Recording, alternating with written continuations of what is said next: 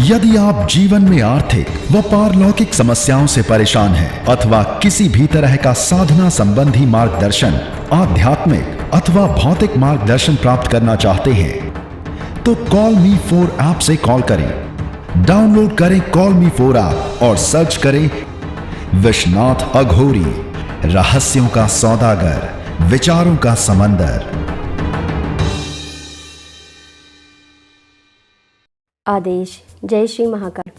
आज मैं बात करूंगी क्यों आवश्यक है साधना में अतिरिक्त जाप, यानी कि एक साधक या फिर एक साधिका को किसी भी साधना में निर्धारित संख्या से अतिरिक्त जाप क्यों करने चाहिए और तकरीबन कितने अतिरिक्त जाप करने चाहिए। अधिकांश व्यक्ति जो होते हैं, अधिकांश साधक 100 में से तकरीबन 90% लोग कभी भी साधना में पूर्ण जाप नहीं कर पाते हैं, जिस वजह से उन्हें उनकी साधना का वो फल नहीं मिल पाता है जो वास्तव में उन्हें प्राप्त होना चाहिए। मैं यहाँ पे उन लोगों की बात नहीं कर रही हूँ जो निस्वार्थ भक्ति भाव से साधना करते हैं, क्योंकि उनकी जो भक्ति है वो निस्वार्थ है। उन्हें इस बात से कोई फ़र्क नहीं पड़ता कि उनकी भक्ति का, उनके जाप का, उस चीज़ का क्या प्रभाव आ रहा है। वो तो सिर्फ ईश्वर की भक्ति में रमे हुए होते हैं। हालांकि वो अगर जान ले तो उनके लिए हित में हो सकता है, क्योंकि उनके भी कई गुड पॉइंट्स होते हैं। लेकिन मैं यहाँ पे उनकी बात बिल्कुल भी नहीं कर रही हूँ, क्योंकि उन्हें इस बात से कोई फ़र्क ही नहीं पड़ता, क्योंकि उनकी भक्ति तो निस्वार्थ भक्ति है। इसलिए मैं जो बात करूँगी, मैं उन लोगों के लिए बात करूँगी जो सामान्य तौर पर साधनाएँ करते हैं, और विशेषतया उन लोगों के लिए जो कि संकल्प लेकर के साधना करते हैं। तो क्या होता है, जब भी आप साधना करने के लिए बैठते हैं तो आप बोलते हैं कि साधना से पूर्व आपने बोला कि मैं इतने जाप करूँगा, इतने दिन में इतने जाप करूँगा, लेकिन किए नहीं। अब क्यों नहीं किए ये भी मैं बता देती हूँ। बहुत बार क्या होता है, साधना के दौरान में इस तरीके की स्थिति बनती है, जैसे कई बार बहुत सारे व्यक्ति होते हैं जिनकी ऊर्जा कम होती है, या फिर जो नवीन साधक होते हैं उनके साथ में ये स्थिति ज़्यादा होती है कि साधना के दौरान में नींद आना, जम्हाई आना, उबासी आना, सरदर्द होना, या फिर कई बार उनकी स्वयं की गलती से वो गिनतियाँ भूल जाते हैं, यानी कि उन्होंने कितने जाप किए हैं। तो उस स्थिति में क्या होता है, जो भी उन्होंने जाप किए होते हैं वो गड़बड़ हो जाते हैं। और बहुत बार क्या होता है, शक्ति के अनुभव भी होते हैं। अब शक्तियों का अनुभव इस तरीके का होता है कि आपका एक जाप के ऊपर दूसरा जाप चढ़ जाना, यानी कि आप एक मंत्र जाप कर रहे हो और मंत्र जाप करते करते आप दूसरा मंत्र पढ़ने लगते हो, उसे बोलते हैं एक जाप पर दूसरा जाप चढ़ जाना।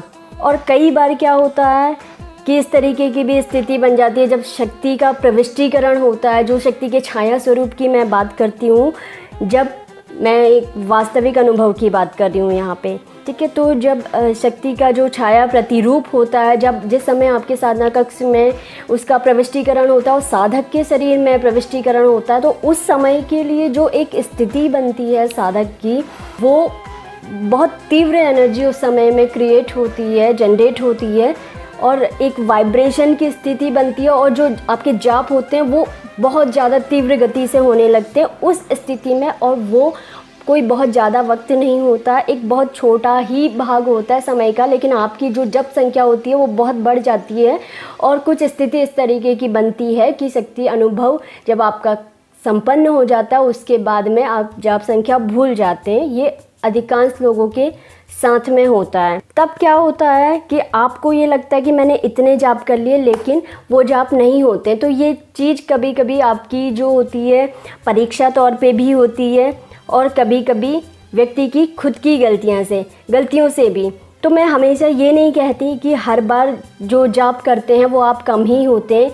कई बार क्या होता है कि व्यक्ति सोचता है कि गड़बड़ हो गई तो वो अतिरिक्त जाप कर देता है, यानी कि एक्स्ट्रा जाप कर देता है पहले ही, तो उसका भी प्रभाव पड़ता है, ठीक है। तो जब जाप आपका अधिक होता है तब तो वो आपके हित में है, लेकिन जब आपका जाप कम होता है तो उसका भी प्रभाव आपकी साधना पर पड़ता है, यानी कि उसके प्रभाव स्वरूप आपकी साधना का जो एक प्रतिफल आपको मिलना चाहिए था वो नहीं मिलता है। विशेषतया वो लोग ध्यान से सुन लें, जो लोग संकल्प लेकर के साधना करते हैं। अब आपने संकल्प लिया, अग्नि के समीप आप बोलते हैं कि हे इष्ट देव आपको और अग्निदेव को साक्षी मान करके मैं संकल्प लेता हूँ कि इतने दिन में इतने जाप करूँगा।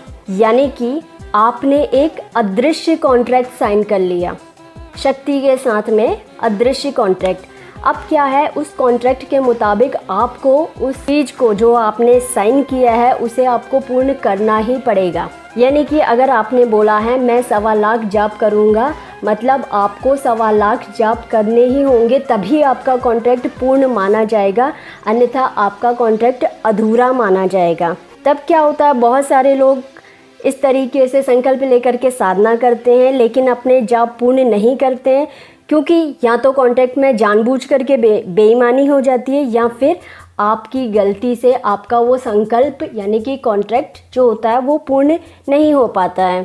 फिर आप उम्मीद लगाए बैठे रहते हो कि मेरी मनोकामना पूर्ण नहीं हुई। कहाँ से हो, क्योंकि आपने तो पूर्ण किया ही नहीं। आपने बोला था मैं ये करूँगा, अब बदले में ये हो, लेकिन जब आपने वो किया ही नहीं तो फिर ऐसा क्यों हो। अब यहाँ पे मैं एक बात और बता देती हूँ। अब संकल्प का मतलब आप लोग ये मत समझ लेना कि हमने संकल्प लिया तो वो 100% पूर्ण होगा ही होगा, क्योंकि जैसे मैं हमेशा हर बार बोलती हूँ कि देने वाले का हाथ सदैव ऊपर होता है और देने वाला निर्धारित करता है कि आपको क्या देना है। उसके अपने नियम होते हैं। बस इतना होता है कि जब आप निश्चल होते हो, जब आपका समर्पण पूर्ण होता है, आप कार्य करवाना चाहते हो, उसके चांसेस जो होते हैं वो बढ़ जाते हैं। इसी वजह संकल्प ज़्यादातर लोगों का पूर्ण हो जाता है और यही भेद होता है एक संकल्प लेकर के साधना करने में और एक संकल्प विहीन साधना यानी कि बिना संकल्प के साधना करने में, क्योंकि उसमें आपने कोई फिक्स नहीं किया है कि मैं इतना ही जाप करूँगा, लेकिन संकल्प में आप फिक्स कर देते हो कि मैं इतना करूँगा, बदले में ऐसा हो। इस वजह से आपको वो पूर्ण करना होता है, तभी आपको उसका उस हिसाब से फल मिलता है जिस हिसाब से आप कार्य करते हो या साधना करते हो। और दूसरी बात मैं और बता देती हूँ कि एक जो अकाउंटेंट होता है उसको आपके जमा और निकासी यानी कि आपके क्रेडिट्स और डेबिट्स दोनों की जानकारी होती है। आपका इंसेंटिव, आपके ड्यू पेमेंट, हर चीज़ अकाउंटेंट के पास आपकी हर चीज़ की जानकारी होती है। आपके अकाउंट की हर चीज़ की जानकारी होती है, खास करके तब जबकि वो आपके सामने हो। ठीक ऐसा ही साधना में भी होता है। साधना में जब आप अग्नि को साक्षी मान करके साधना करते हो तो अग्नि आपके जाप की साक्षी होती है और यही वजह होती है कि किसी भी साधना में दीपक जलाना अनिवार्य बोला जाता है, क्योंकि जो दीपक यानी कि जो अग्नि होती है वो आपके जाप की साक्षी होती है। यानी कि अग्नि को ज्ञात होता है कि आपने कितने जाप किए और आपके कितने जाप छूट गए। तो जब आप पूर्ण जाप करेंगे ही नहीं तो वह क्या हिसाब दिया जाएगा कि आपने जितने जाप किए केवल उतने ही जाप मान्य होंगे। अग्नि के समक्ष आप जितने जाप करेंगे उतने ही जाप मान्य होंगे। अगर आपने 1,25,000 की जगह 1,24,000 जाप किए हैं तो जो काउंटिंग आपकी मान्य होगी वो 1,24,000 की ही होगी, ना कि 1,25,000 की, भले ही आपकी नज़र में वो 1,25,000 क्यों ना हो। और तीसरी एक और बात बता देती हूँ कि आप जो भी अतिरिक्त जाप करते हो, मैं आपसे बात कर रही हूँ अतिरिक्त जाप करने की, तो जो भी आप अतिरिक्त जाप करते हो वो हमेशा आपके पास में रहता है और जिसका फल आपको जो होता है कभी प्रत्यक्ष रूप में मिलता है, कभी अप्रत्यक्ष रूप में मिलता है, क्योंकि इंसान बेईमान हो सकता है लेकिन परम या इष्ट शक्तियाँ कभी बेईमान नहीं होती हैं। वो आपको आपके जाप का, आपके समर्पण का, आपकी मेहनत का पूर्ण फल देती हैं जो उनकी नज़र में सर्वोत्तम होता है, कभी आपको प्रत्यक्ष रूप से और कभी अप्रत्यक्ष रूप से। अब ये आपके ऊपर निर्भर करता है कि आप इसे समझ पाओ या फिर ना समझ पाओ। ये पूर्णतः आपके ऊपर निर्भर है, क्योंकि इंसान केवल उतना ही देखता और समझता है जितना कि उसने प्रत्यक्ष रूप से आंखों के सामने देखा है या फिर जहाँ तक उसकी सोच जाती है। एक पहलू यानी कि एक अप्रत्यक्ष पहलू ऐसा भी होता है शक्तियों का, जहाँ तक व्यक्ति की ना तो सोच जाती है, ना समझ जाती है और ना ही बौद्धिकता, जिससे कि वो उस शक्ति द्वारा दिए गए उस लाभ को प्राप्त करके उसका पूर्ण जो लाभ है वो प्राप्त कर सके और परम के लिए यानी कि उस इष्ट शक्ति के लिए कृतज्ञ बना रहे जिस इष्ट शक्ति ने उसे दिया है। और क्योंकि उसने तो दिया लेकिन आपने नहीं समझा, तो ये आपका दोष है, परम का नहीं, इष्ट शक्तियों का दोष नहीं। इसलिए जब भी आप अपना जाप करें वो आप 100% करें। पहले तो आपने जितने भी जाप आपने बोला है कि मैं इतने जाप करूँगा, उन जाप को कंप्लीट करें और उसके बाद में आप हमेशा अतिरिक्त जाप करें। यानी कि आप डिसाइड कर लीजिए आपको रोज़ कम से कम 5 माला अतिरिक्त करनी है। जब आप 5 माला अतिरिक्त रोज़ की लेकर के चलोगे तो फिर आपको अतिरिक्त जाप करने की आवश्यकता नहीं है, क्योंकि 5 माला का अगर आप 100 के हिसाब से लगाते हो तो 5 माला अर्थात 500 जाप।